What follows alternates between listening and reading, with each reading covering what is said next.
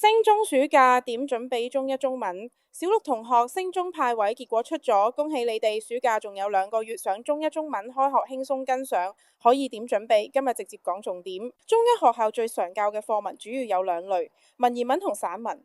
文言文方面最常見嘅有木蘭辭、楊修之死、岳飛之少年時代準。呢啲課文對小六學生嚟講，最大挑戰係語言習慣唔同。暑假可以早啲睇定呢幾篇課文嘅語譯同埋逐句字詞解釋，熟習下文章嘅內容同結構。另外可以留意多啲文言文嘅句式，例如倒裝句同省略句，呢啲結構同小學白話文好唔同。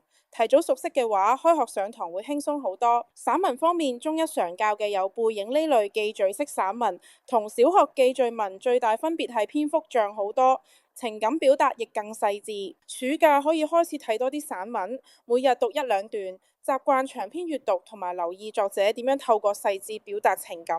中一中文嘅關鍵唔係你小學考幾多分，而係你適應得快唔快。暑假每日10分鐘，開學輕鬆好多。